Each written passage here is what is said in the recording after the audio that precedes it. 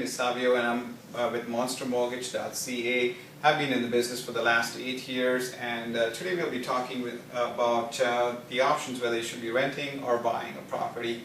The question's been asked many times, and of course there are various things that we look into when we actually ask you whether you should be buying or renting. And main factors being socially, if you want to actually have an active social life where somebody's just come out of his studies, like you said, college and his university, that he doesn't want to actually get involved into buying a property and financially obligated, or probably a career change when someone is actually looking to move on and looking at a better job and is unsure about their future. And the third thing is also people do get comfortable with their rent and they don't want to get any bills in that case. I've prepared a small presentation for you today, and we will actually head over to the boardroom right now and we'll talk about more about it in detail. Okay, so we are going to be talking to whether to rent or to buy. There are 7 financial considerations to look into whenever you rent or buy a home, and we're going to look more into that detail. So let's look at the next slide, which is the comparison between buying and renting. The second topic that we're going to be talking about is leverage, long-term commitment, forced savings plan, equity appreciation, and the no-tax capital gain investment. The next slide we're going to be looking at is the comparison between buying and renting. So we're going to be using a property purchase actually for $200,000 with a 10% down. Of course, you can actually go with the lower down payment depending on your credit scores and your affordability. So with $200,000 as a property value, a 10% down, you're looking at investing $20,000 up front. With a 25-year amortization and with a 5-year fixed term interest rate of 4%, your monthly payment is going to be looking around $950. That's rounded up to the nearest 10 actually. So annual taxes, just using $2,000 as an annual tax. So for the tax component, so what we are looking here is the cash down payment of $20,000. Your principal is going to be $180,000. So basically your mortgage is going to start at $180,000. Your interest is going to be $104,050. That's over the 25 years. Okay, so that is also looked at as an expense, and your tax payments is basically $2,000 over 25 years. It's going to be $50,000, which is also an expense. At the end, your total cash required to buy the home in its entirety, that's taking into consideration the interest and the principal, is going to be $354,050. And on the other side, your expense is $154,050. So that's $154,050. Coming to the next slide, we're looking at renting. The same unit, actually the $200,000, so you pay an approximate rent of $800 per month. Given that, and with an average rate of 3% increase in your rent amount, which is nominal actually for a person who's renting, to see a rent increase of that, you're looking at a first year payment of $9,600. That's $800 per month times 12 payments, $9,600.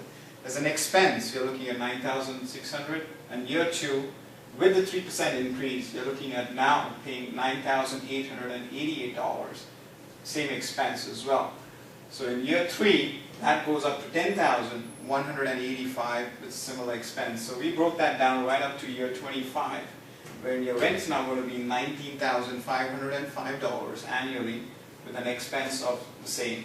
In total, in 25 years, that's your expense, $349,920, which is significant.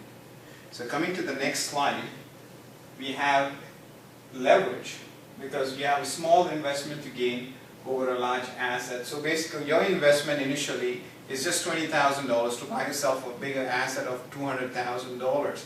So that's huge. You cannot buy an asset of $200,000 with a smaller amount. So the best thing that you could look at is actually buying a home with a small down payment. If you wanted to buy stocks or bonds, you would have to pay the entire amount. Suppose you wanted to buy $200,000 in stocks or bonds, you would have to come up with the money of $200,000. In this case, you would not actually. So you're just leveraging $20,000 to buy a $200,000 home. Also, you have to look at the appreciation of the home over time. And this is probably, you could ask any person, your parents probably, and see as to how much the home has appreciated over time. It has actually given you the best returns over stocks and bonds, and this is proven actually over time as well. The initial risk is only 10%, so 10% gives you control over a huge asset, plus you're looking at future appreciation as well. So coming to the next slide, which is a long-term commitment, is basically the question you need to ask yourself is, if you're not going to invest today, then where do you see yourself in 25 years? Or even for that matter, 10 years down the road, wherein properties have appreciated. You have to come up with a bigger down payment, and it's not going to be an affordable number for you. So if you invest in yourself now, is basically invest in a home, then you're much better off, 10 years or 5 years down the road.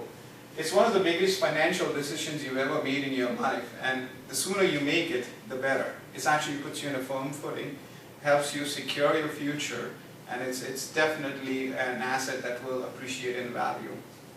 Also, it has shown, as I mentioned before, it has better returns than stocks, bonds, gold as well. So coming to the next slide, we can look at it. It's a forced savings plan. That means regular payments have to be made on it. It's an enforced plan actually. So every bi-weekly, you can actually schedule your payments to come out every bi-weekly if you get paid bi-weekly, or even monthly if you get paid monthly. So in that case, you're actually forcing yourself to pay that. So it's like forced savings.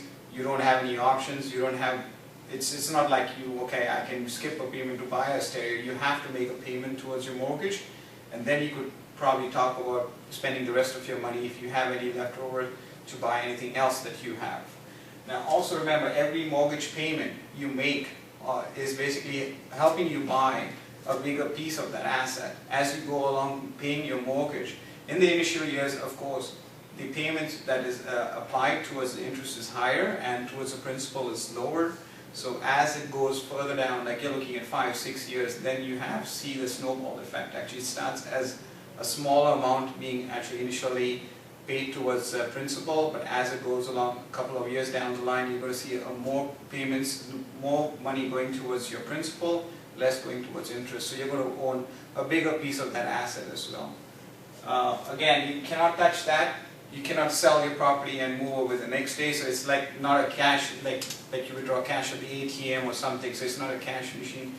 Yeah, it's basically your savings for over a longer term, and that's what it has to be. It has to appreciate over time, and that's where you're going to see most of your returns come from.